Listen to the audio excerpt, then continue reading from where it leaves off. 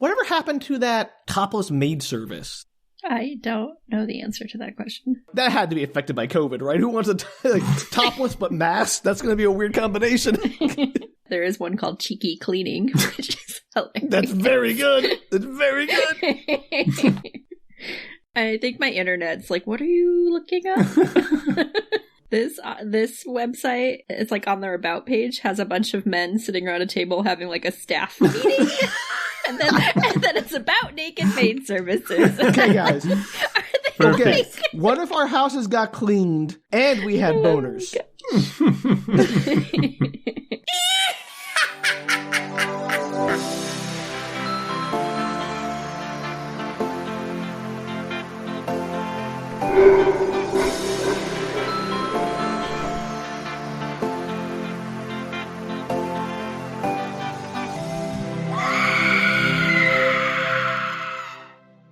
Hello, everybody, and welcome to Spook Retorts.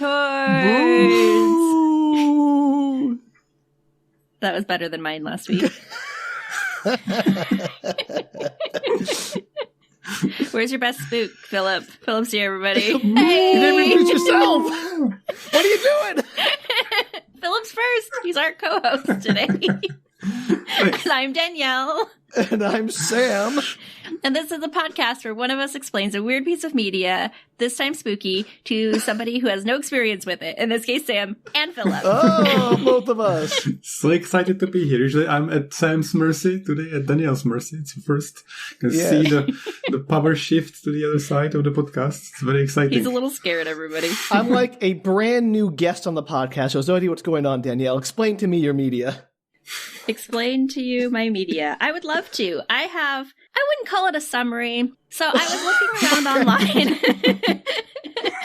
and I found a review of the book that I did before I spoil it. And I clipped part of the review because it's a fabulous review. I would love to read it in its entirety at one point to you all. But first, Sam, I'm going to do what you did last week and send it to you. And then Filip can guess what it is as you go through the summary. No problem. Hang on. I'm so glad you're changing the format up on the fly. I admire the improv. Okay. Send this to Sam. I like how you never prepare this in advance. But I did today.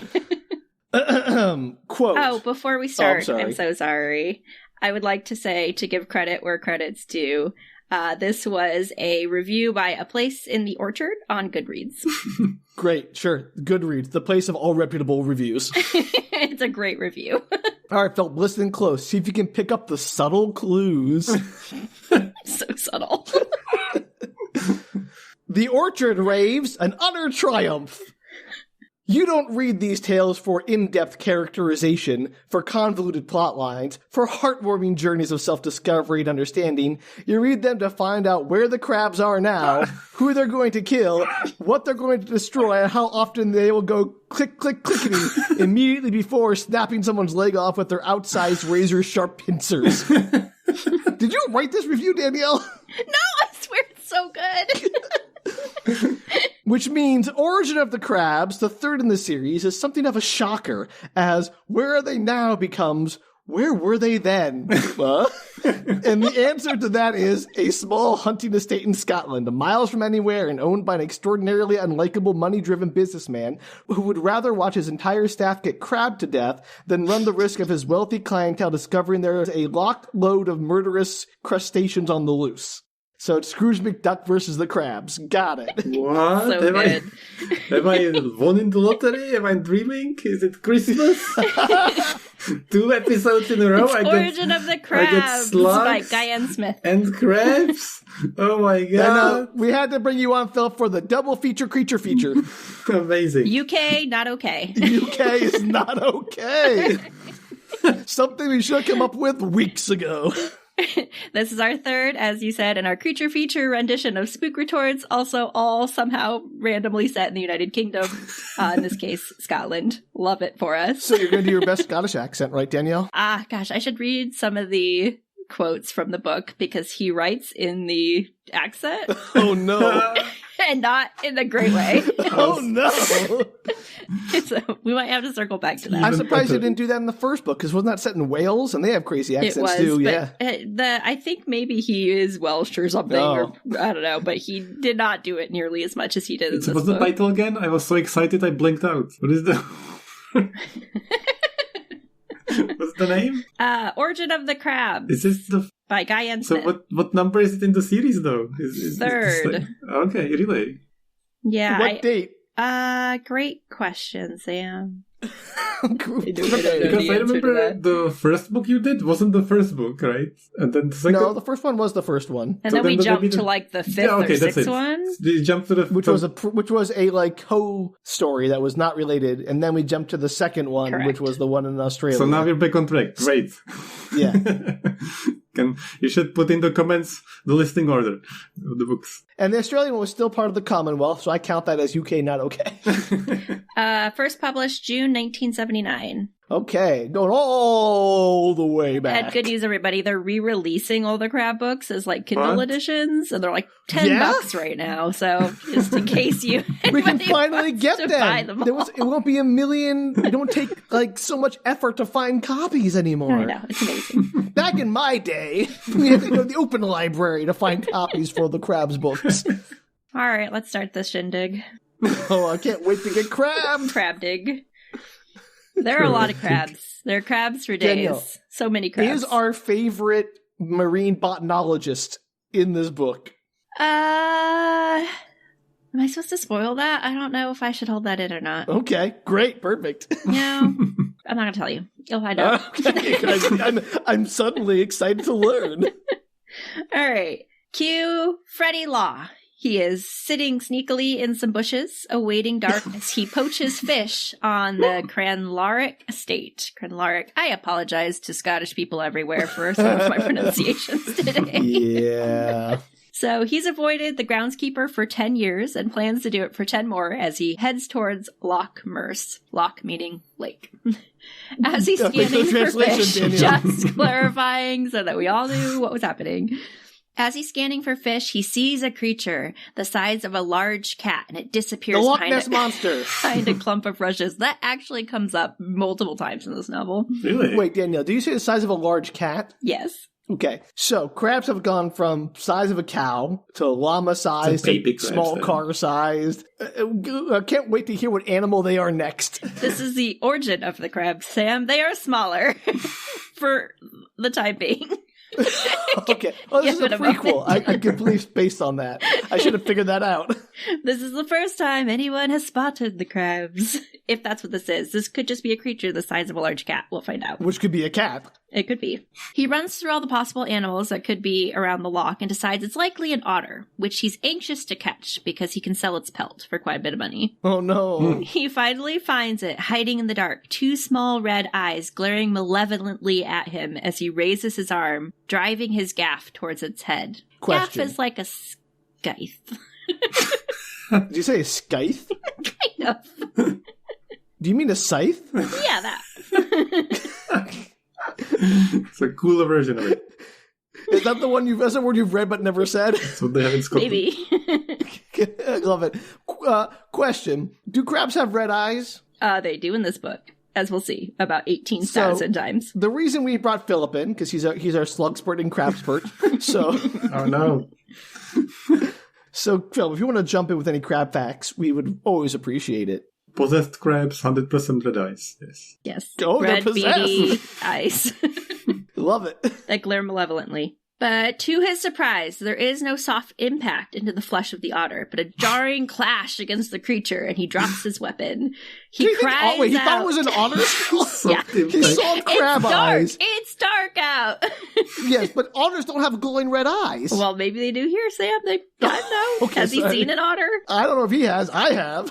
Have you seen it in the dark staring at you malevolently? I don't know. I'll go to the zoo and ask. Aren't the crab's eyes like really miniature? Like, how could they even be glowing even if they glowed? Not if they're the size of a large cat, Philip. Still. Crab size of a large cat is not that much bigger than like a regular coconut crab or other crab species that are large. Like in That's general, like- their eyes are mean pretty like small.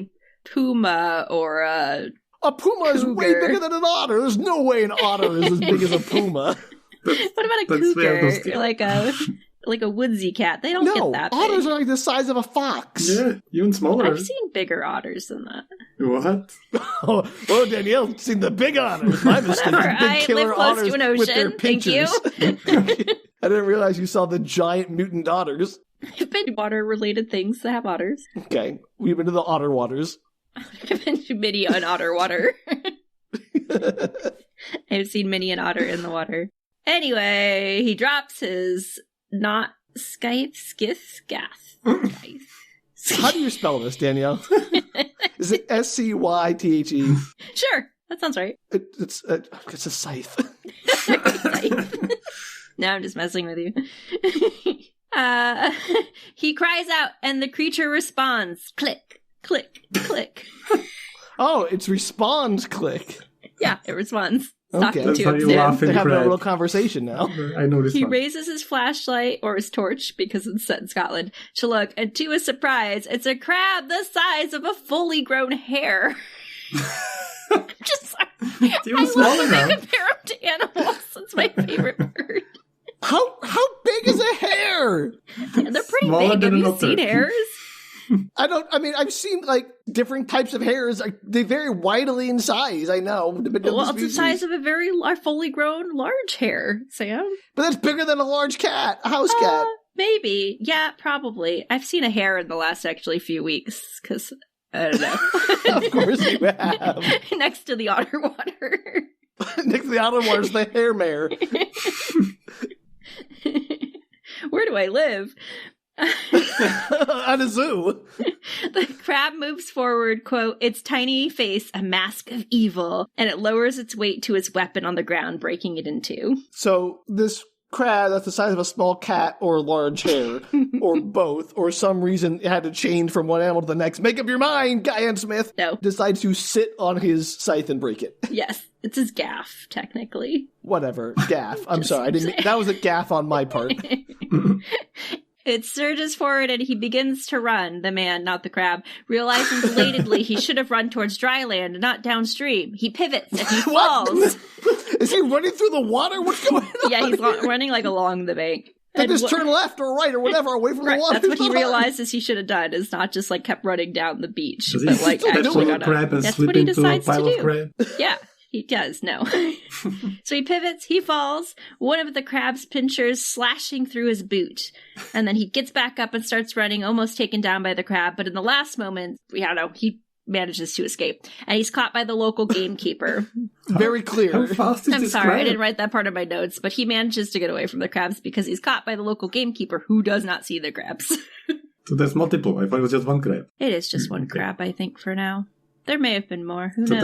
then how is the crab catching up to a running man? And then Because slicing through his They shoe. scuttle in the they're water, apparently, fast very quickly. crabs, Philip. They're mutant Okay, crabs. Philip. They jump. How many legs do crabs have? 2? How many legs do crabs have, Philip? 6? They got 10, which means they're at least 5 times faster than us. They have 10 legs. So They're 8 and 2 decapods. pinchers. Yeah. Good to know. Because this is Sam's crab Google fact this now. corner. Apparently, I'm on crab fact duty today. This is a responsibility I do not want. Well, I figured they had between 6 and 10. That's some number. Confirmed. It's the number 1 in 5 times 100. faster. I They're not figured either centipedes. 6 with 2 pinchers or 4 with 2 pinchers, in which case it'd be 10. It's still not 6 with 2 pinchers. But is it 4 each on each side with 2 pinchers? So 10 Okay, yeah. total? Yeah, That's what I okay, said. sure. Okay. Everybody's missing my pincher in my hands. Honestly, if you just make picture most with your own hands, you can have the full experience. It's true. It's Play like along a at home, 3D kids. version. So as I said, he manages to escape the crab. He's caught by the local gamekeeper, and as the crab sidles off, it disappears. And though Freddy tries to talk to the gamekeeper, just like, hey, take me to the sheriff, like I was being chased by some crazy thing down there, the gamekeeper reminds him that they have their own laws on Pran Larrick estate and pummels into him, knocking him unconscious and leaving his No, body they behind. don't. They don't. That's not how. They do in this town, Sam. I mean, I know that rich people do like to live by their own laws, but that is insane. We'll find out more about this town shortly. Not much, because, the book's like 200 pages, so there's not a lot of room for details. It's mostly crabs. Oh my gosh. Know what we need to do, Danielle? Filip, we need your help on this. We need to do crabs versus slugs. No, I was thinking about it too. Yeah! I think the slugs would win. Why? Because depends if they can like slide down the shell or they can get stuck on the I don't shell. think they can burrow through the shell. The shell's too hard. As soon as they touch the crabs, so it would turn them into like... No, they're not crazy. Porous. They have exoskeletons. We don't have our porous skin to let the things diffuse into our bloodstream. I think they would be protected. Or the slugs would let that stop them. I'm definitely team crabs. It's not what they let happen. It's about whether the fact that crabs don't have pores. Not sure matters. We've not if they got stuck established in the how eye the slugs like work. under the shell, then maybe they would overpower them. But it's not if they work by blood flows, they get absorbed through the skin. The guy was wearing gloves and he didn't get infected. What if the slugs get into the water supply? I mean, that makes it more dangerous for sure. You could take out all the crabs. I don't know who's got a bigger lust for murder, crab or slug. Slugs. The worst case is they team up. I would say slugs Can't believe you're until rooting for slugs. fourth book in this series, and then maybe crabs. Okay. Ooh. Having read that for one. The future. Yeah. By sheer volume of books alone, crabs have to win. Yeah, that's true. He's got a point there. Philip's got a really good point. Okay. Anyway.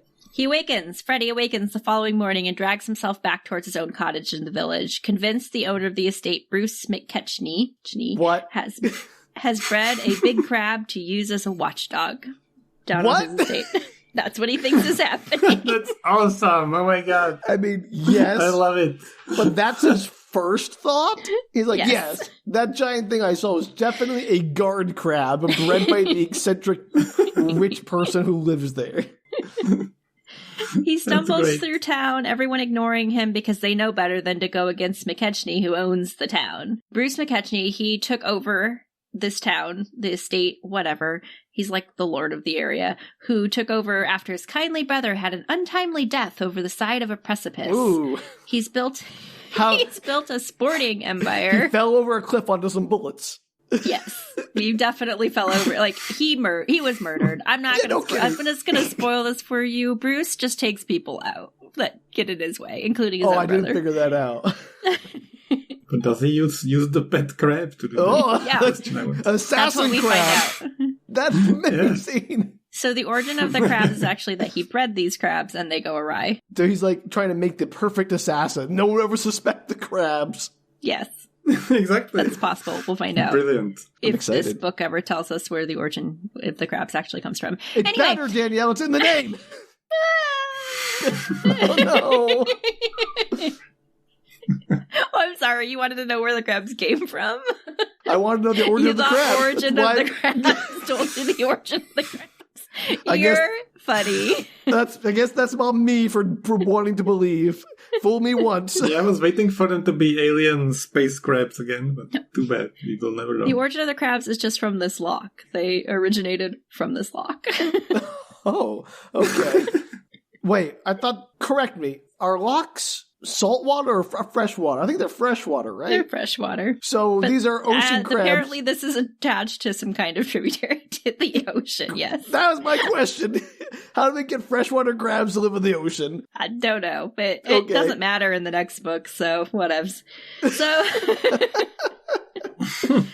Bruce McKechnie, he's built a sporting empire where he sells hunting trips to visitors using what was once like a public land for the town into a private estate. Mm. Cut to Bruce McKechnie. I'm just going to call him McKechnie for the rest of the time. Though I should have gone by Bruce because McKechnie was really hard to remember in my notes and I kept spelling it wrong.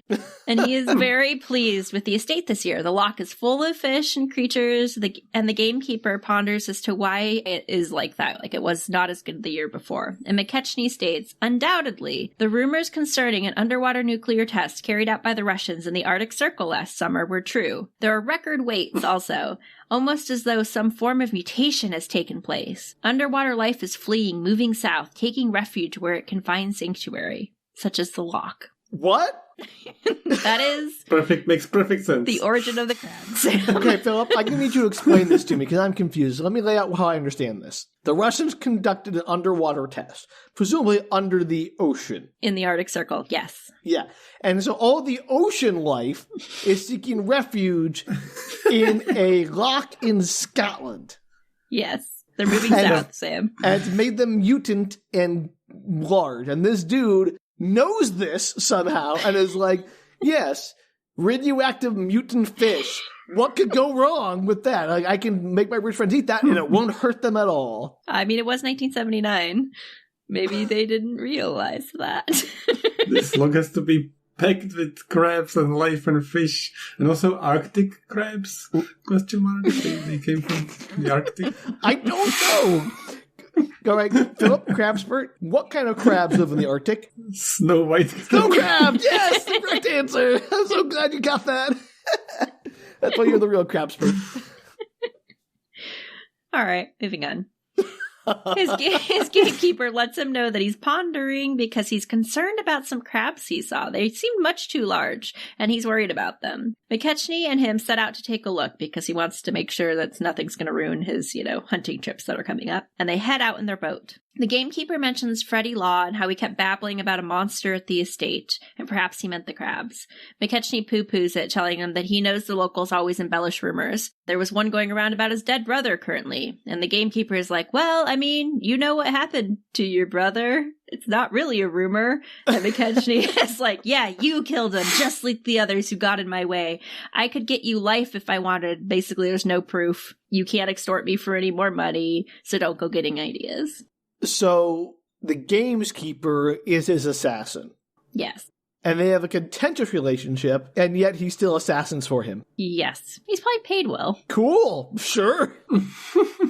So the gamekeeper reflects on the murders he committed while McKechnie thinks about his very hot girlfriend back in town. Now, I'm starting to warm to McKechnie, I'll be honest. He's my kind of dirtbag. His hot girlfriend is the daughter of a local business owner and had, quote, had her uses apart from her petite young body. Oh, I like him less now. I take it back. That You're not going to like him at all as we go along. That lasted all of 2 sentences. Oh no.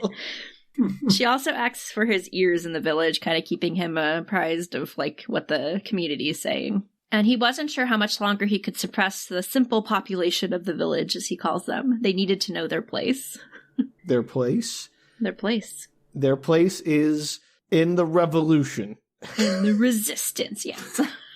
I, honestly, if I was in that town, I'd join the crabs. Down with the rich people. Crabs for life. Eat the rich!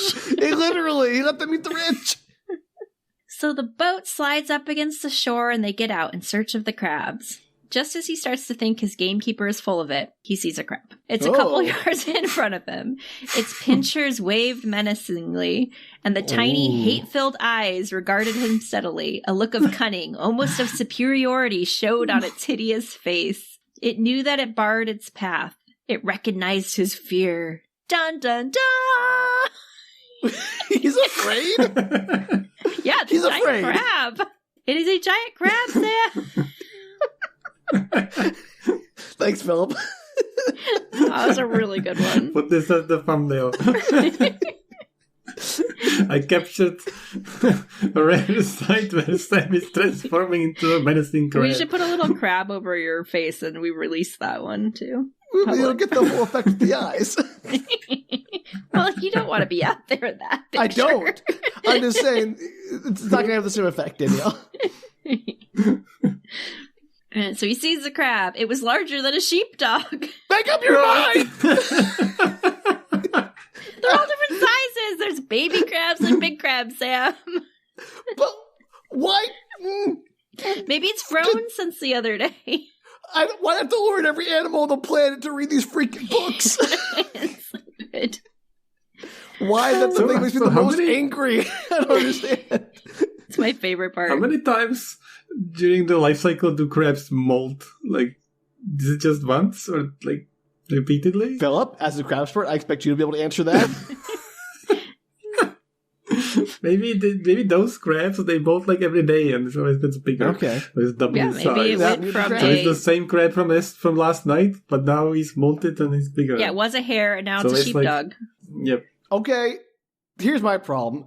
I don't have any context for those sizes. You might as well be saying, like, it's the size of a borpnik. Like, You've never seen any of these things? I've seen all of these things. what kind of sheepdog? Just the normal-sized sheepdog. Sam. A collie? An Irish setter? No, like a sheepdog. The ones with the white. There are lots of sheepdogs. It's the fuzzy one. Yeah, but he's talking about the classic Old English sheepdog.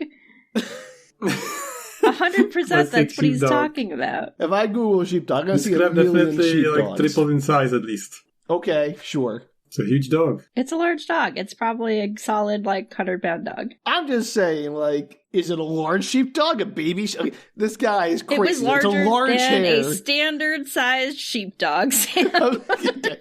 I'm just saying, if you have to specify a fully grown hare, why you have to specify anything about that, or a large cat, but the sheepdog doesn't get a modifier?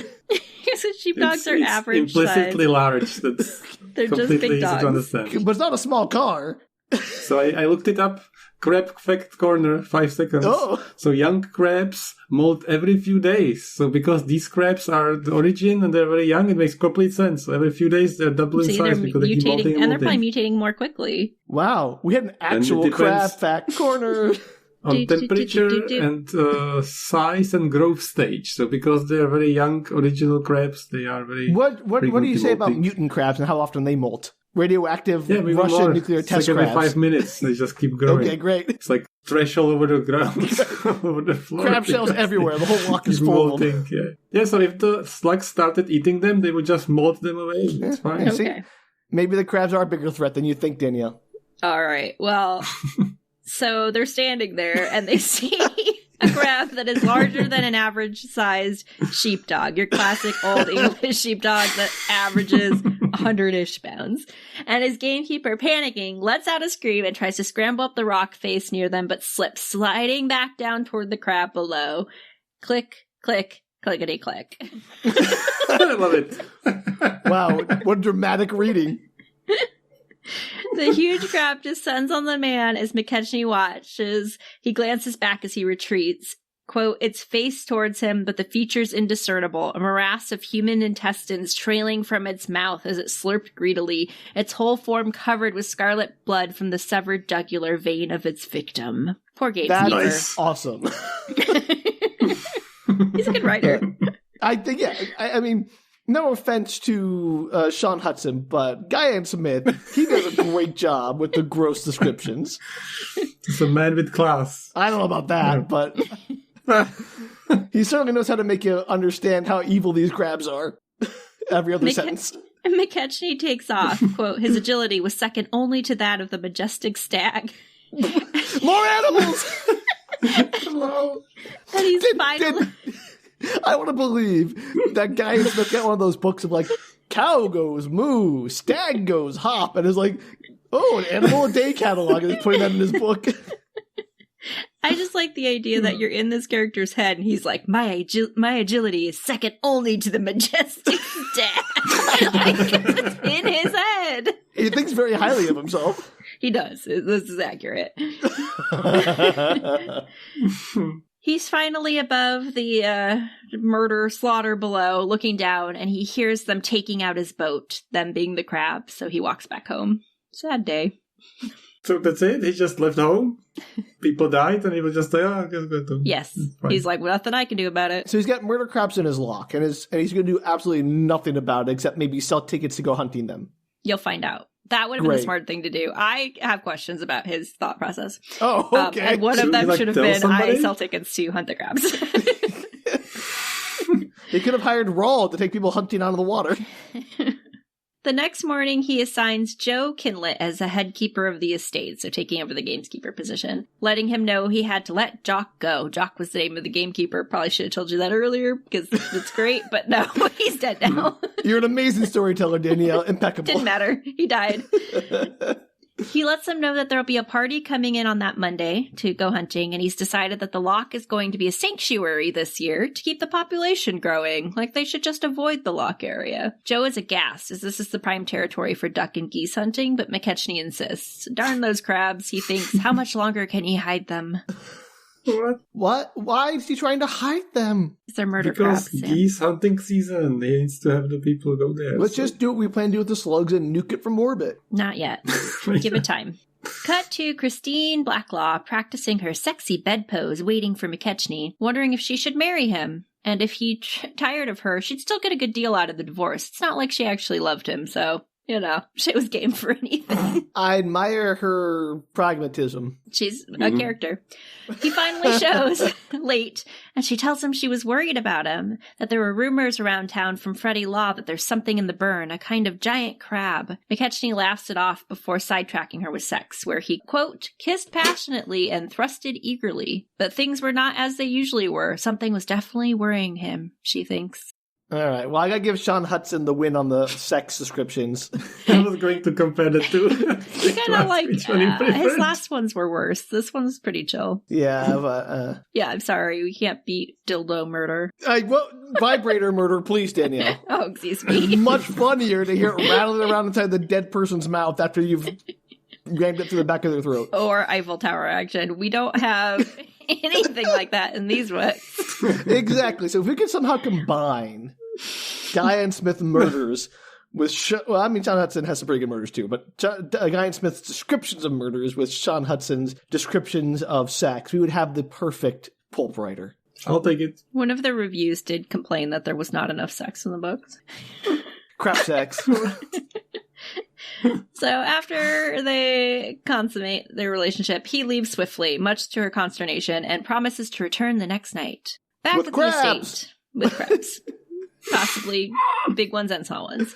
Back at the estate, the hunting group has come in for the weekend, and they are none too pleased to be told they can't shoot along the shores of the loch. They go out that night looking for geese. They just decide to ignore him. They're like, we will be going to the loch. You can't stop us. And he's like, It always don't ends do well. it. Yeah. So they're looking for geese, like a herd of them, a V formation, a block flock? of geese. A flock, that's the word I'm looking for. Geese fly overhead as they shoot off into the sky. A parliament of geese.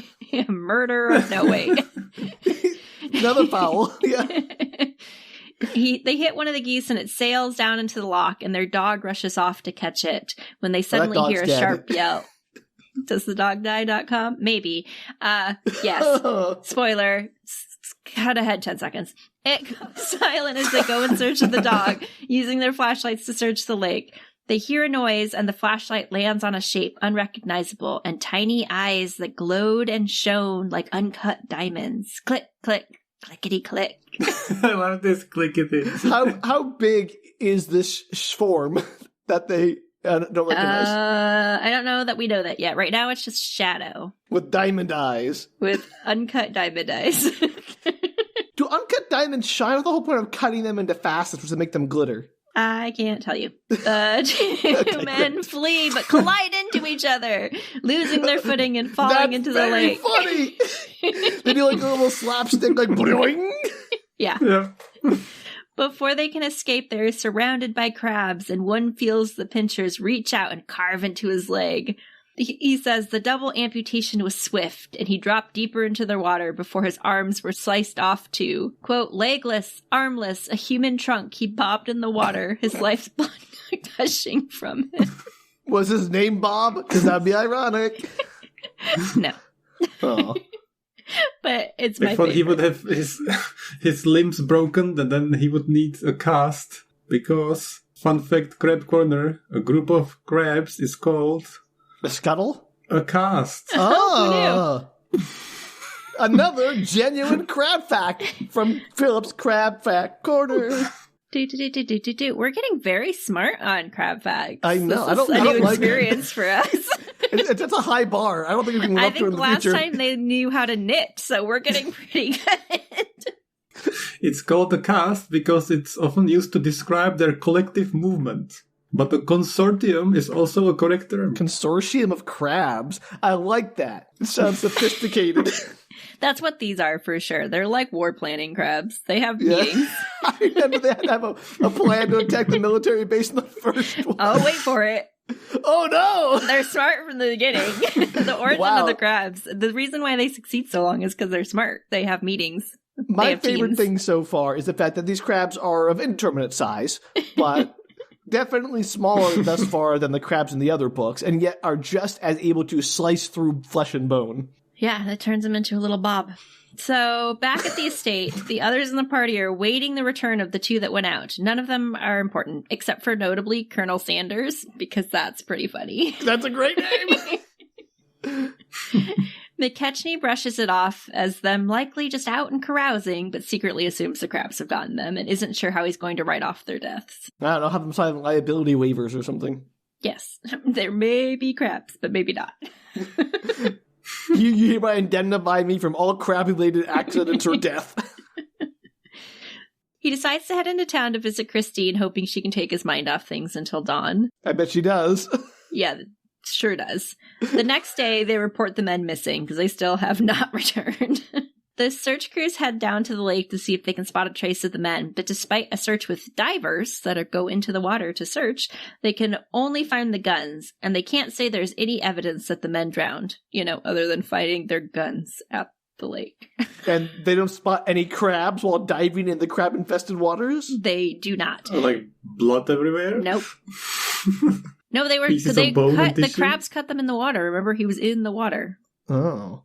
Okay. These crabs are very good at, disappearing and hiding from the authorities.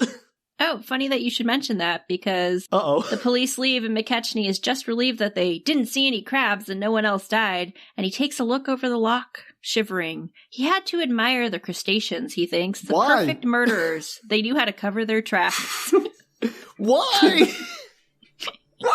You weren't kidding.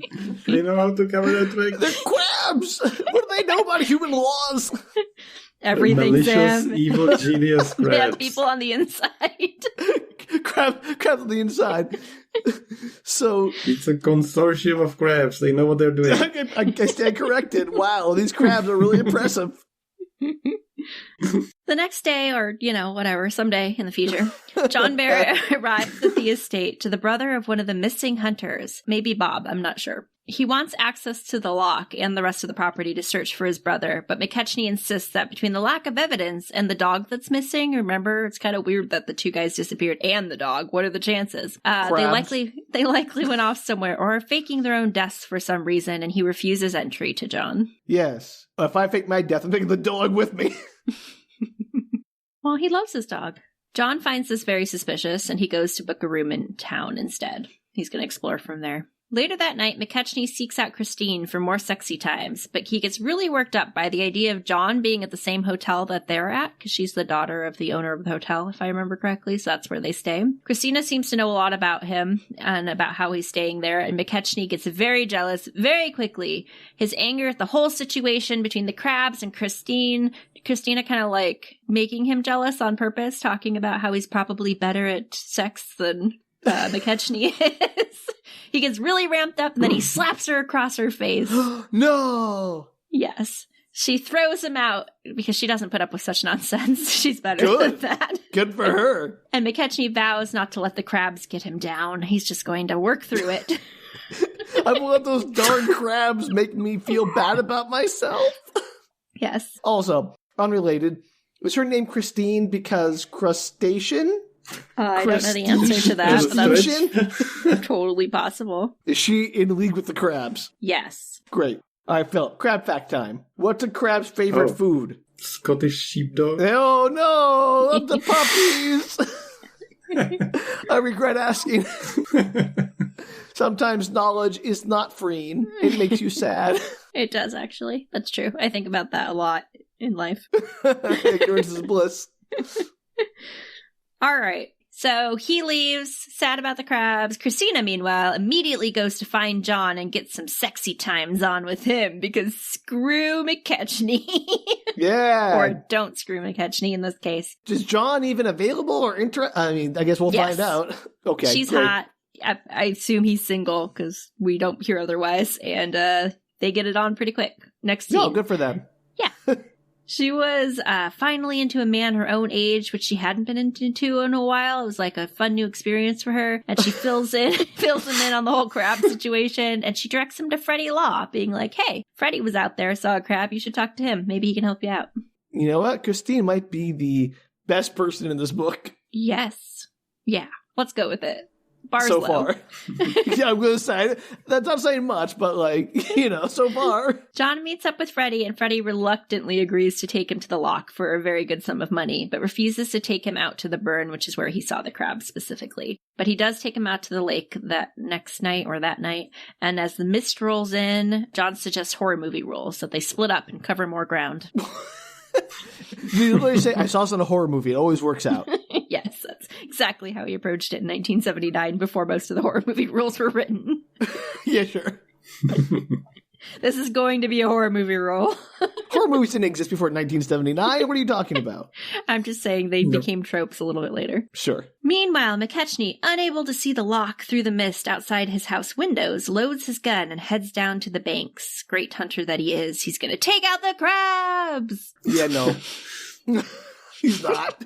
So, you don't know that. So can a shotgun pierce through the shell is the question. No, I remember the military tanks could not attack the crabs or These whatever. are baby crabs. These are originating crabs. These are smaller. Yeah, they're small as a hare and or medium-sized sheepdog.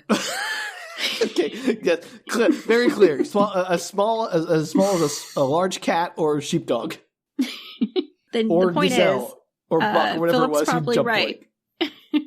That they possibly can shoot them with guns. We don't know yet. Depends where you shoot them. True. Meanwhile, Freddie Law, somehow terrified and sleepy, both, nods off. What a combination.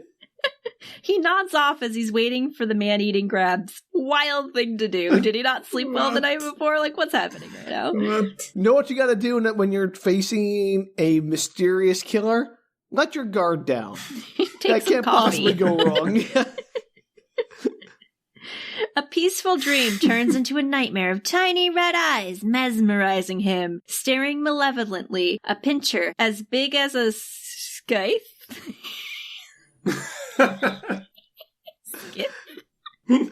Scythe. Yeah, touches his neck. It's not a dream! Abort! It's reality! Oh, no. The pincher drags him forward towards the water, sinking him up to his neck. Quote, two heads above the surface regarding each other, showing human fear and crustacean hate. I love these descriptions. So good. Yes, just like Filip's little picture with red beady eyes of crabs that he's sending. Never seen a crab with red beady eyes. I was surprised. You haven't seen these crabs? Okay, I'm impressed. Crab fact corner. They do have red eyes. They do. And it's very menacing. The crabs descend onto... They're very hateful. Malevolent crab crustacean hatred. He uses the word malevolent a lot. A lot. It's a good word. The crabs descend on Freddie, fighting for him, tearing him to pieces until the water is dark with blood. Poor Freddie. John, meanwhile, is traipsing around the loch, ready to go home, but he can't find Freddie. And he thinks that he must have gone home without him, chickened out. Angrily, he tries to find his way out of the mist, failing to notice that the face staring at him from behind a boulder. It's McKechnie. It's not a crab, everybody. I know. Spoiler. I figured that. I thought it was a crustacean malevolent face or whatever. I thought it was a crab at first, and then the rest of the sentences after that really confused me until I realized it was a human. I mean, it's not a bad assumption to make. Not clear. McKechnie, recognizing him from before when John had asked him to have access to his property, he almost shoots him, but lets him wander off into the mist, thinking that since it was a full moon and he hadn't seen any crabs, maybe they had gone back to sea and his problems are over. Or werewolves. They're werecrabs. They're werecrabs. We've established this. They only come out in the full moon. That's a lie. Remember. They come out in all the moons, but they get very active during the full moon. Yeah, I remember our botanologist mentioned that. Yes, and that's a real thing, apparently. They're more active during the full moon. Wow, this book. We're learning so much.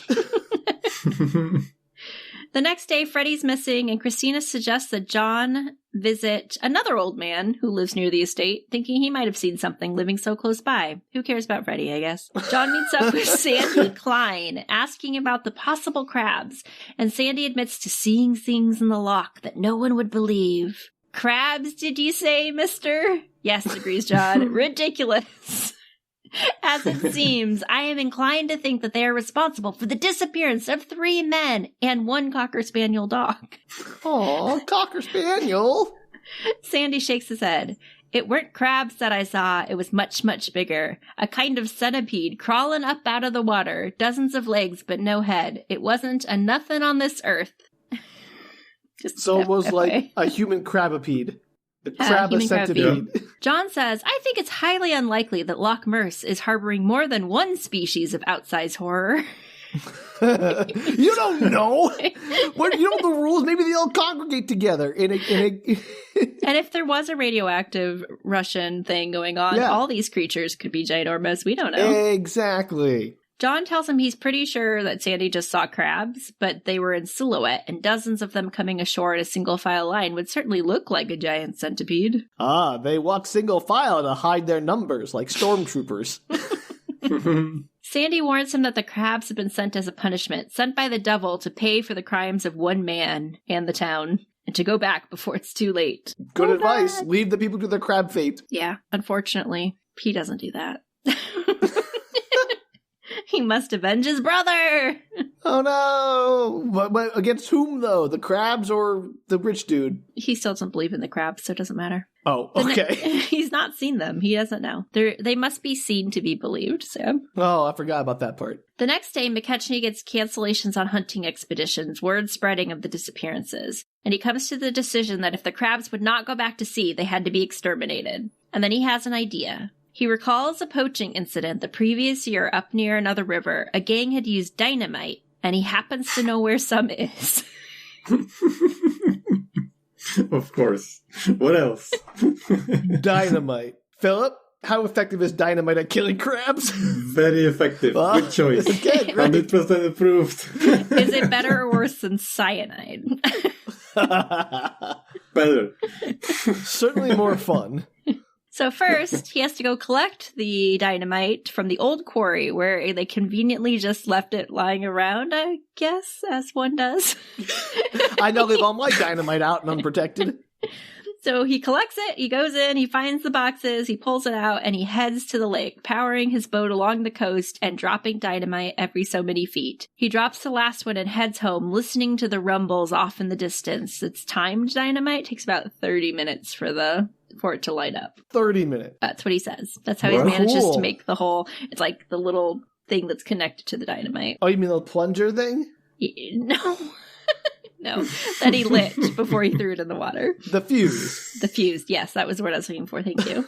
The fuse like 5 meters long or like 500 meters long? That's because 30 minutes? It's got to be a very slow burning fuse, and it's got to be able to burn underwater, which incredible. It does. It's amazing. Dynamite's amazing, everybody. If the crabs just snip off the fuse with the pincers, I'm gonna be so happy. That'd be like a Roadrunner cartoon. Have they seen Dynamite? Do they know yet what it is? Danielle, they know everything about us. They know our laws. They know our weaknesses. They know everything. So far, so good. He figures the fish will eventually come back, even if they're all killed off now. So it's worth it.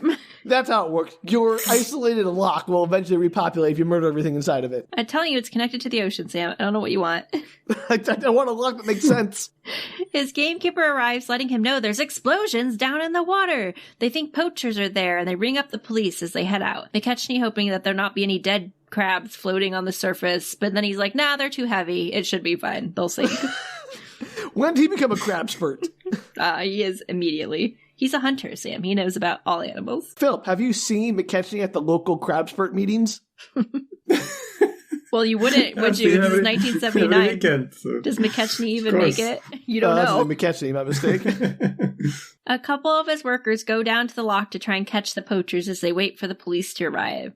And hearing noises, they approach, thinking they have found the culprits, when to their surprise, what appears? What to their wandering eyes appear? A crab the size of a small kudu. Reindeer. Sam, it's what you're supposed to rhyme.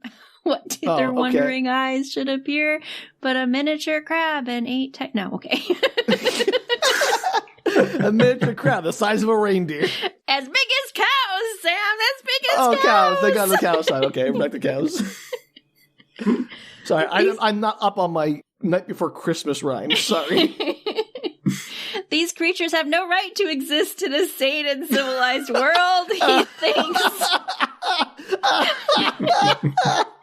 But they do, and they are right there, shambling in a nervingly ordered fashion, forming a circle, which would cut off the 2 men's retreat. Ooh, hang on. All right. Sorry. Danielle's crab alarm. The crabs are closing in on Danielle. They've circled her. Before they can break through, they're surrounded. The man, unsure what else to do, screams at the crabs, punching at the nearest tiny face. But Love it. Love it. the blow never lands. Like powerful scissors, a pincher slices through his arm thudding to the ground. He throws a left hook instead, and the arm is caught and held, the bones snapping, the arm torn off, and still he fights, armless, blow after blow. Wow. How? You headbutt the crabs? I assume he's shoulder fighting. Props to him. He's still throwing the hook even without the arm, and then he's sort of shoulder tackle them. Yeah. Shoulder check them. You play hockey? What's going on? The crabs close in. Tonight they were in no mood to play. The shock of the series of underwater explosions has angered them as never before. They blamed this man with his puny strength. What? You, human, you must be responsible for the dynamite and you will suffer. A forest of claws reaches out and pulls the gamekeeper down, and he kicks at them even though he has no legs, because I tore this off too, until the crabs cut open his abdomen, spilling his entrails. And then the crab rips off the other man's head and slurps at his brains. Slurps at his brain? Yeah, it rips it off and then it slurps at him. I assume brains, neck, I don't know, body. Perfect killers. Nature's perfect killing machines. Crabs. Yeah. How is he even holding the head to be slurping from? Just in the claws. Yeah, in the claw. They like pull it off with the claw and just hold it. Impale it on the claw and then sure. put it into your mouth? Sure, why not? They got. I understand it works. Oh, I'm sorry. We got to respect the crab spirit on this one, Danielle. Is this what you're finding the hardest thing to believe in this book so far? Yes, so far everything was perfectly logically sound, but this part, I'm not so sure how the logistics of the claw work. So you just impale it, like the neck on the claw, and then the other one snips off the top of the skull, and then somehow... Maybe he's holding the head between 2 of his claws, and then he's slurping at that's it. Better. It's cuter. It's like a tiny bowl. It's like slurping on the soup. Like an otter. Eh? With doing little hugs. You know, they smash open the shells of clams and stuff. Yeah. There you go. Wasn't sure what you meant for a minute, but okay. I thought he meant when they held hands. I meant they're holding the head between his hands like an otter or a raccoon trying to eat something. I don't think raccoons hold hands to sleep, though. They don't hold each other's hand. I'm talking about holding the head in their hands. But don't otters do that? They hold each other's hands so they don't drift off? How is that relevant? I don't know what crabs do when they sleep. Okay. Well, I don't know how we got into crab sleeping habits, but sure. Crabs never sleep. Crabs don't. That's true. Filip knows. Hearing the gunshots from below, McKechnie pulls out his binoculars, and to his shock, he can see the crabs coming ashore, somehow unharmed by the detonations. The crabs were moving in a V formation, military style, perfectly organized. What? 50 or more were coming out of the water. The invasion of the estate had begun. The crustacean invasion? Come on! Yes, the crustacean invasion of 1979. Fact corner, they do sleep, but only during daytime. Do they hold hands I don't so know. they Yes. don't float away in the currents? So, because they don't have hands. They have crabs. They could stick together. They have crabs? Hands. Claws. Whatever. Crab claws. Crab claws. Delicious. First off, is the V formation a common military formation? It is a military style formation according to this book and the others. I was thinking it'd be more of a phalanx or something, but I'm not crabs, so what do I know? That's like a geese. Maybe they watch the geese. Oh, they learn from the geese. The geese and the crabs are in cahoots. We're screwed. Air and sea. Real possibility. That would explain why when they shot the goose and then it fell into the water, supposedly, and then the dog went to get it. The dog all died. coming together. Yeah, because geese are full of hate for humanity, and so are the crabs. Yeah. Is there not a horror movie about geese or a horror book about geese? Because there should be. Yeah. Somehow they seem to know to come to the hotel, and though he hears McKechnie's like in the hotel, he's like, got a place to stay. They need to get a room and check in. He's like, oh no, the crabs are coming to the hotel. And though he hears the servants in the kitchen, he decides that there's nothing to be gained by raising the alarm. That's a direct quote. What? And that they'd find out for themselves. And also he wants to travel solo. He doesn't want anybody weighing him down. So he just leaves out a back exit and leaves them there to die. What a jerk! He hears the click, click, clickety click of the crabs as they approach, and a crash as they flip over the Range Rover out front, regarding it as a silent foe between them and the building. What? This car must die! It is our enemy! Yes.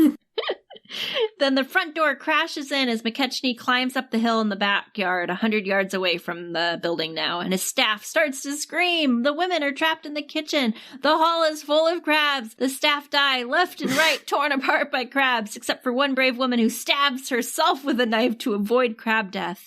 And before long... I shouldn't laugh, but crab death is great. All of them are dead. The fall of Cranlarrick is complete. The crabs head back to the loch, relaxing the former military discipline now that the victory was theirs. So, their military formation is intentional. Yes, specific to their attacks. Perfect. And they relax it as they go home. They're like, we're off duty now. At ease, gentlemen, we did it. Everybody gets shore leave tonight. Get it? Sure. Hey. McKechnie goes back to the state to survey the damage, but to his surprise finds a final crab who had come back to play a terrifying game of crab and cat with the local tabby. What? This poor cat. Does the cat die.com? Yes, it does. Sorry, everybody. He runs jumping out the window and hobbling his ankle. A fire starts on the property as the crab gives up chase, and eventually the crab wanders off, defeated back to the water. So the cat set a fire. He's like, I can't catch the cat. Let me burn the house down. Yes. Where'd the fire come from? He's relieved. I don't know. It probably told me, and I didn't write it down, so I no longer remember.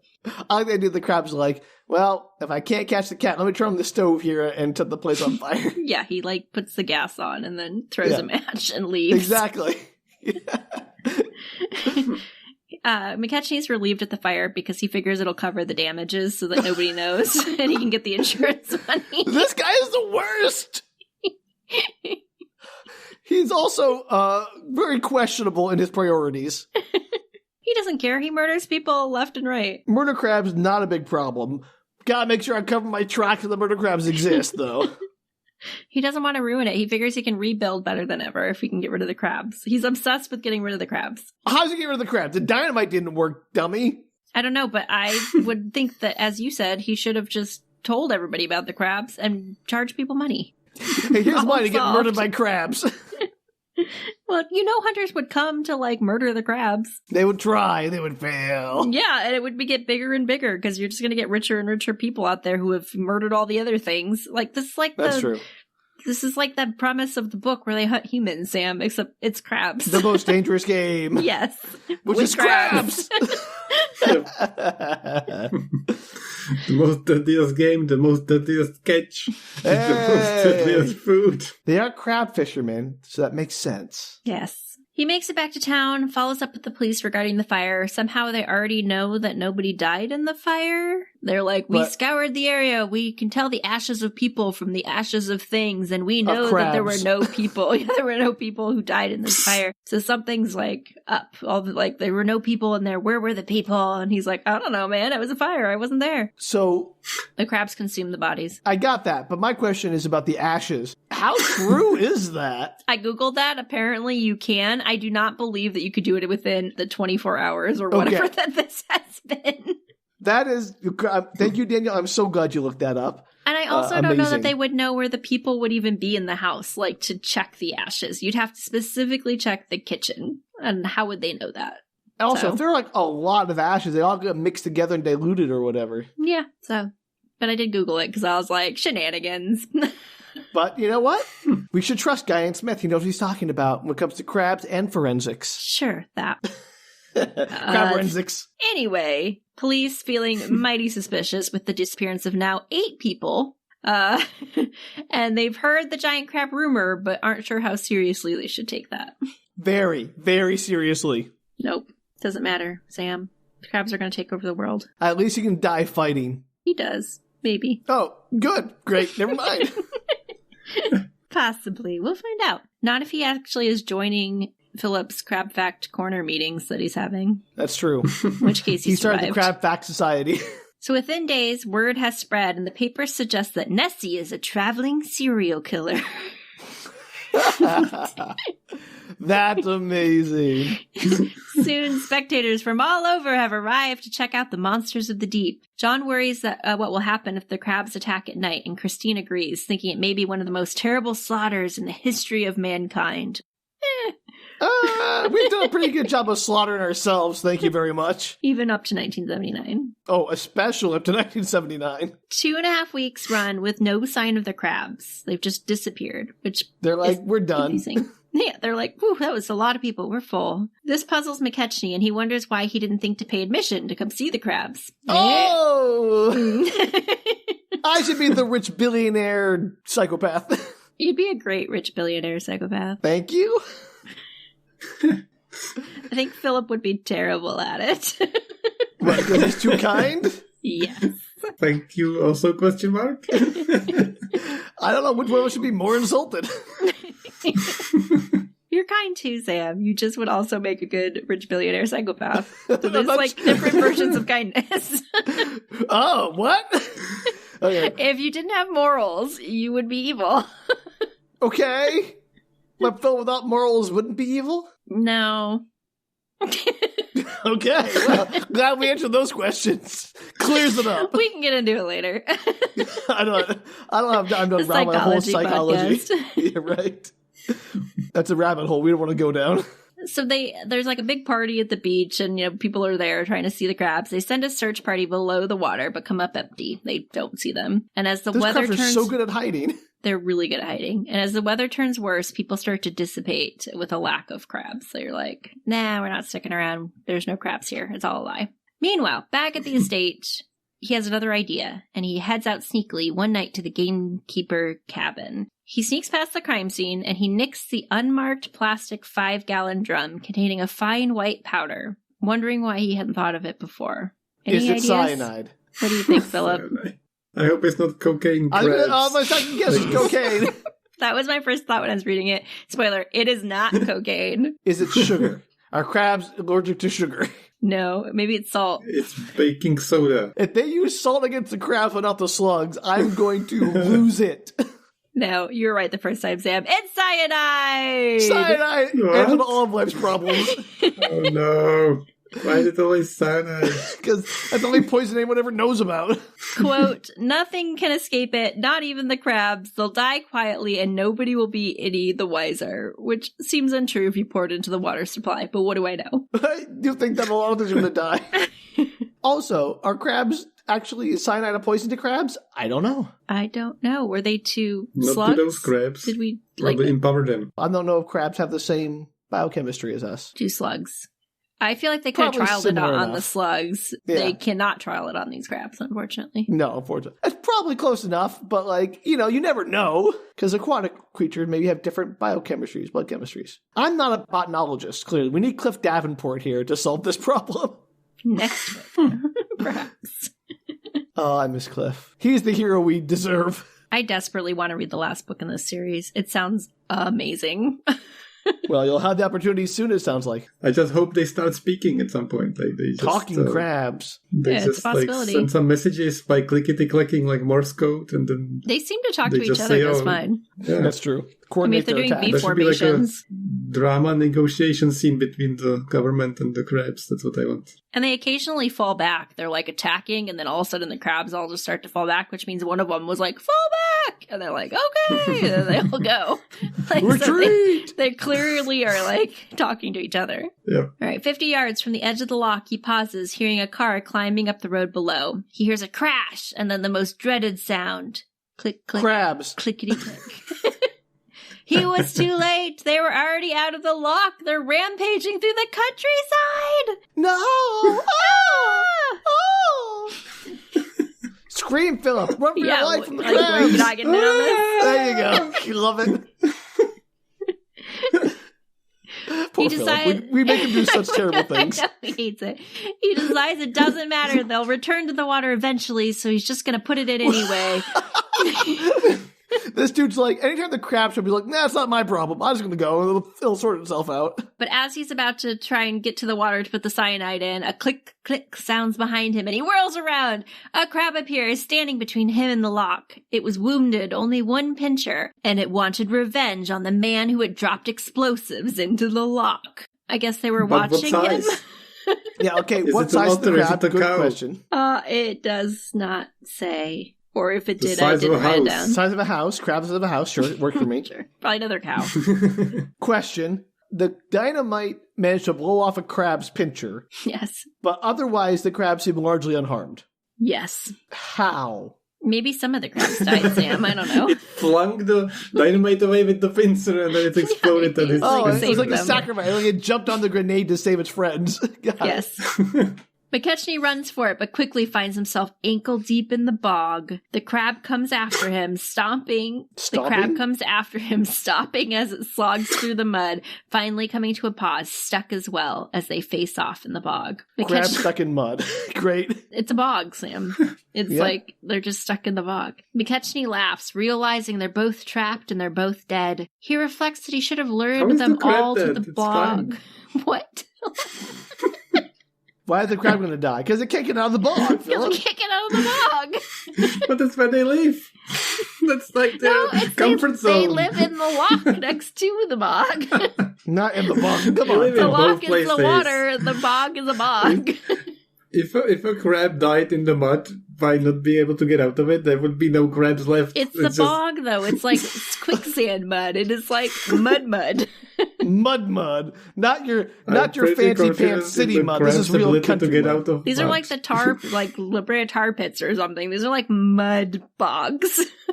Still, I don't believe a crab couldn't get out. Well, okay. I trust Filip, the crab spurt. You should probably Google Scottish bogs. Do you get stuck in them? Can you get out? If you're a crab, important. Very importantly, if you're a crab, absolutely. Also, I love how he abandoned his cyanide immediately. That's because he can't get to the loch. The crab is between him and the poured on the crab. I guess, but now he's stuck in the bog. What's he going to do? Just kill the crab? But like, if he pours it on, does it need water to activate? It's like the powder. If he just throws it at the crab, is that going to do anything? I mean, they have mucous membranes, don't they? I don't know the answer to that question. So I just Googled, can a crab die in a bog by getting stuck in there? And the answer is, it is highly unlikely to be from getting stuck. Well, apparently was that the AI summary? Because I don't trust that thing. Yes, of course. Of course, that's nonsense. They make stuff up all the time. Speaking to my wishes, just answering what I want to hear. Yeah, exactly. You know better than that, Filip. There's like a bunch of additions. One of them is that crabs can be expert tunnelers, designed for mud. Molting is more common risk than getting stuck in mud. But are you checking about mutant crabs that are like the size of a cow? Because cows probably do get stuck in mud. It's easier to not get stuck, of course. Because you have the square cube law. As they get bigger, their volume increases by a cube and their surface area increases by a square, so they have more pressure on their pincers, so they sink more easily. Yeah. Physics! I knew that without the physics. Okay. You want a cookie? I just knew it was true. Okay, great. I believed that in my heart. Okay. I was right, so it turned out well. You never admit when you're wrong. I didn't take physics. I was out of the country. Anyway. They don't have physics in other countries. I wasn't going to take physics in Spanish. It'd be hard in English. Fair. I took a history class in Spanish. That was fun. That year. I mean, I took other classes in Spanish, obviously. All right. Well, this is Danielle's CV I've taken dozens of classes in Spanish. Okay, stuck in the bog. Do we have more? I just want to make sure there wasn't anything else coming from Filip's scrapback corner. No, it's enough. All right. So McKechnie reflects that he should have lured all of them to the bog to die as he sinks. He's now neck deep. He watches the crab descend beneath the mud, one solitary pincher raised in defiance as he too sinks below the surface. The end of him. Back on the road. Maybe he's pretending. Maybe the crab knew all along. He's just making fun of the guy, just like, oh no, I'm dying. Oh, and then the guy dies, he just comes out and eats him. Okay. Back on the road, John and Christina have arrived, noticing the wrecked car, and then what was it? A conglomerate of crabs? Consortium of crabs. A cast. Or what was the other one? A cast. A cast? Yeah. Yeah. Are you sure? Because they put on a play, Danielle. Well, consortium of crabs in the undergrowth, watching them, circling them.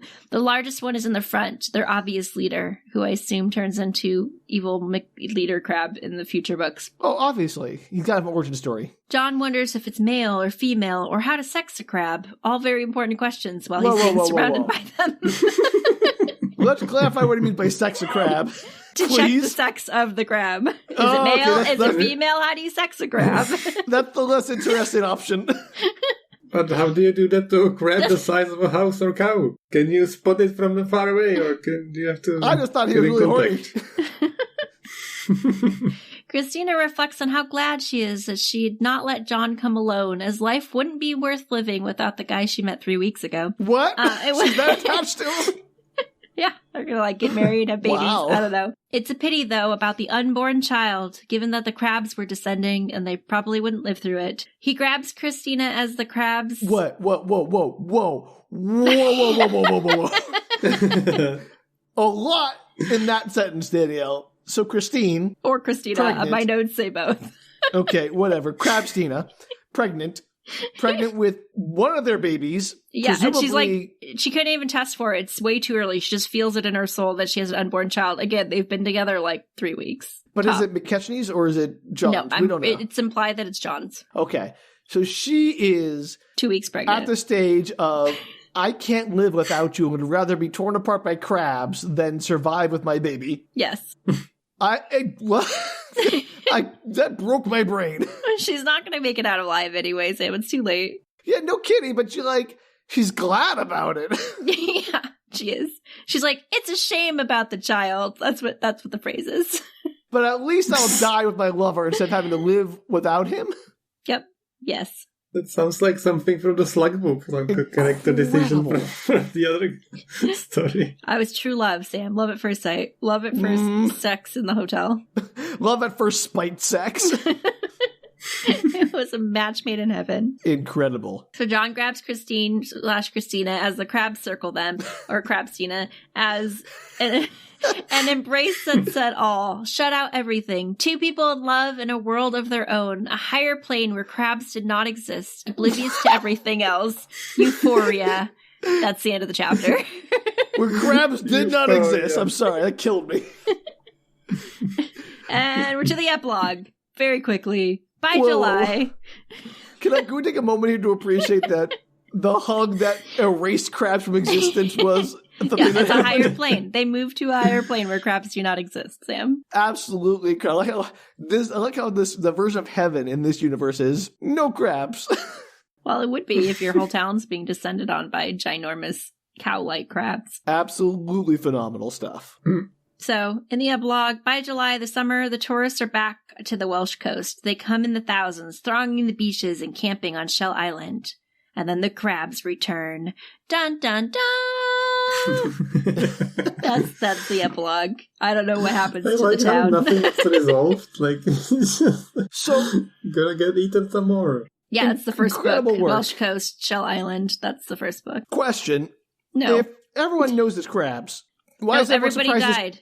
Everybody died, Sam. But people go back and the crabs come back. No, not till they go to the Welsh coast. That's the that's Shell Island. That's the first book. Oh, okay. So sorry, I got it. Don't ask me what the crabs do after. I guess they eat these 2 people, and then they're like, well, that was good, and they go back into the water, and they don't attack the town ever again until Yeah, that's July. what I'm getting at. Everyone's just like, those people who died in the loch, we're not going to really worry about that, and we're just going to assume they all died from bog or whatever. Yes. Died from bog. I think this is a good time to read the rest of that review that person wrote, Orchard wrote. Oh, sure. Because it relates to this exact scenario. It says, the crabs themselves are ... Well, they're crabs. They come, they crunch, they clickety-click.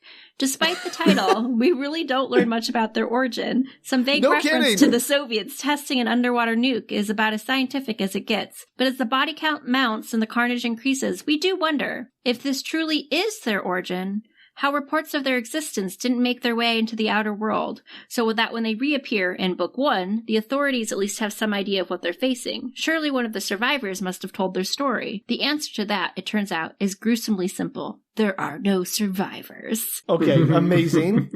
I like how that reviewer is doing the author's job for it. Yep. I'm not gonna lie, these books are always great, like super entertaining, even though nothing is resolved, nothing makes sense, everything makes sense. Philip, what do you want?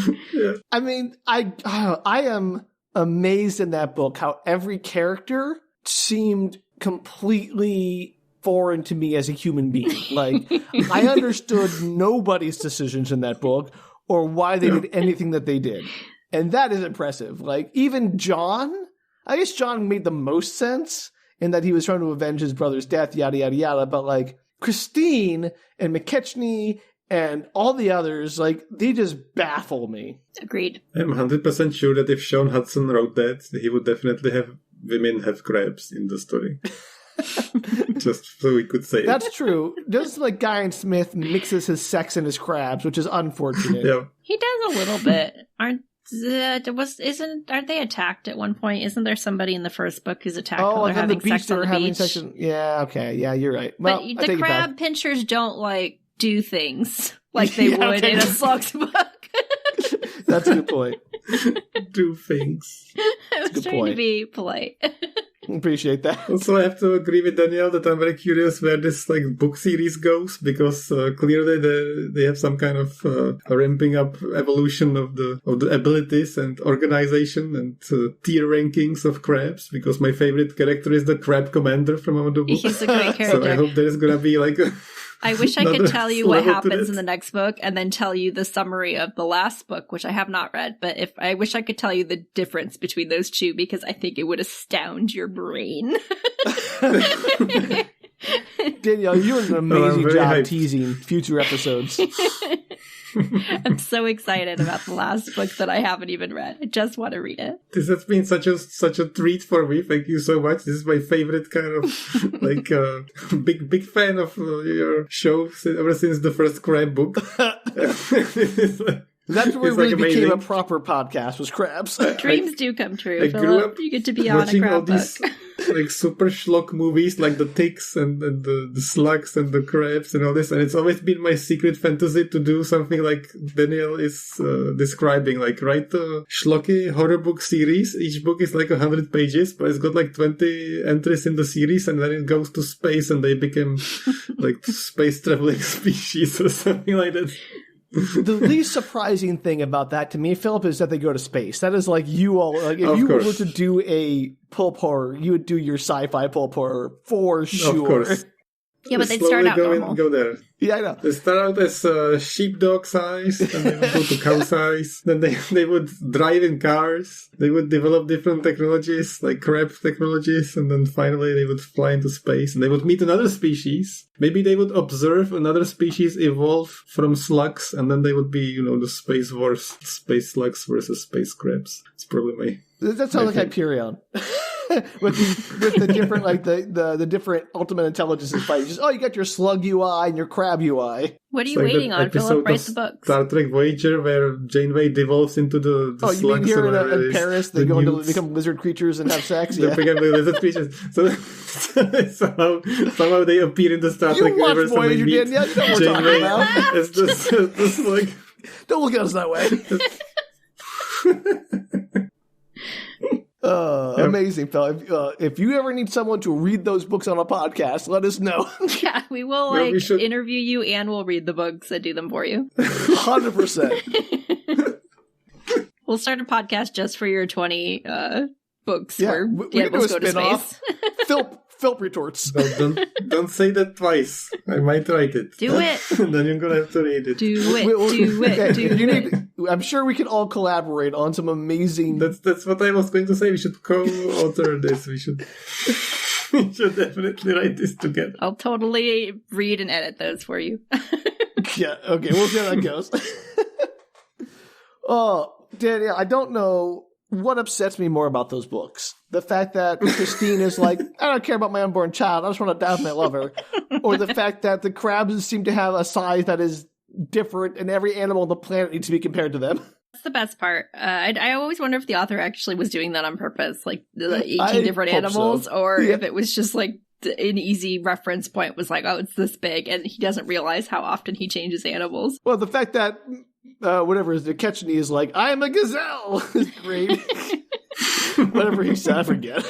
They are standardly as big as a cow, though. That's a pretty common reference in the book. Right, and they got there, but I like how it went from large cat to full-grown hare to sheepdog to cow. Like, you really get a sense of the progression there. Yeah, he was good about it. 100%.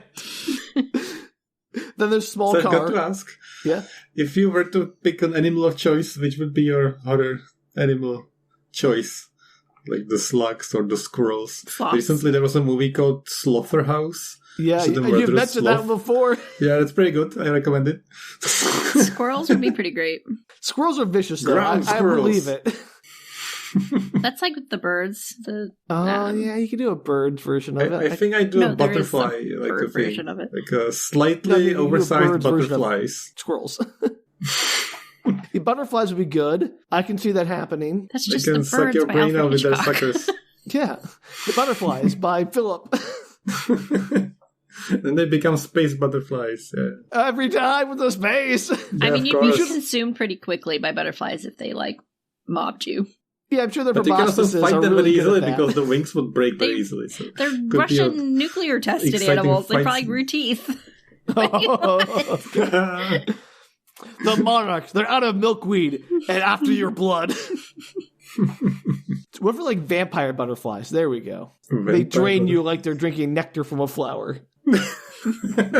That's good. Yeah, there's one more thing I want to mention. I couldn't find a space or place to do that, but I'd like to invite all the listeners. If you are a fan of crabs, I would wholeheartedly like to invite you to Japan. There's a small town called Heda on the Izu Peninsula, and it's famous for crabs. And I've been there. It's got crab shells, crab museums, crab masks made out of crab shells. It's amazing. And there's a restaurant I've been to, and there's a giant pool of snow, giant Japanese crabs that are alive in the pool, and you sit at the pool and you eat the crabs while you watch the crabs next to you in the pool. It is very hedonistic. It's like Red Lobster, but they're like the tanks right next to your table. Oh no! And they're wild. Nothing constrains them. No rubber bands on those pinchers. I'm gonna send the link if you wanna edit somewhere in the notes. I wholeheartedly recommend this experience for crab fans. It's amazing. Well, if you out there want to write in and suggest the animal that these crabs most resemble, you can do so at bookretorts.com. You can also blue sky us at Book Retorts. Or if you want to help fund our trip to the Crab Island where we can get revenge on the crabs, you can do so at patreon.com/bookretorts. Yeah, if you want to fund our trips, feel free. This is not just for us. This is for all of humanity. We're doing research. Well, until next time, don't leave your cyanide in the truck when you're going crab hunting. He did. He took it with him. He just couldn't put it in the water because there was a crab with one pincher. Okay. Well, plan ahead better. So instead of toss it over the crab, what was the plan? I guess I'll sprinkle it on like seasoning. What an end to our UK not okay Spook Retorts. I'm so glad we can have Filip on for our Spook Retorts as a honorary spook host. I am so happy. You can't believe how happy I am. I got slugs and crabs. It's the best. We tried. Ever. We really Thank tried. you so much. That's why we had to have you back twice, because there were like two different things we really thought you should be part of. Cannot believe that happened. We would have invited you to Sweet Valley High, but we didn't think you really wanted to be part of that. That's fair. That might be correct, but I'll be part of anything. So thank you. Thank you very kind. I mean, there were werewolves. I mean, there weren't. Let's be clear, there weren't. Spoilers. I don't think it's a spoiler, Danielle. I said that episode 1, like 5 minutes in. All right. Well, until next time. Thanks for spooking around. Hey, that's bad. Bye. Take care, everybody. Bye.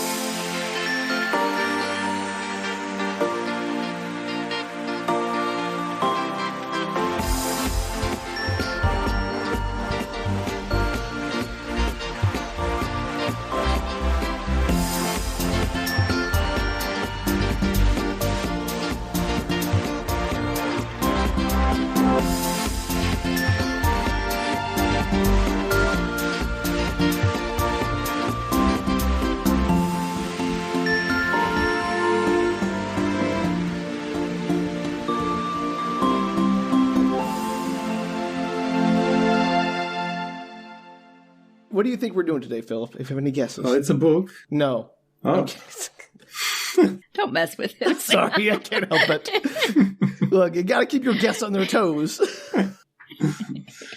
I am dreading some romance, so I'm expecting you nailed it. It's gonna be like a Hong Kong Or romance. Hong Kong romance drama where a boat dates like a tank or something. What? Is romance in it. There are also boats. Wait, can we take a moment here, Philip? A boat dates a tank? It's like a Romeo and we had Juliet AI in thing. houses dating stuff, so this AI is gonna be in a boat, and the boat's gonna be. Is this a common trope I'm missing? It's gonna be like a boat that's peaceful. It's just for fishing, and it's all. I totally followed what he was saying. It's all like sad about the I war. understood what he said. I don't understand why he said it. Oh no, I got why he said it. I 100% Okay. knew why he said it. This shows my ignorance of Asian romance media. The military tank's all aggressive, and then they find like common ground, and the boat like jumps on land, and the tank carries her around, and it's so romantic. That's my imagination. Okay, wow, you've got this all planned out. Do you have like a draft somewhere we That's can read? the book. I'll write it next.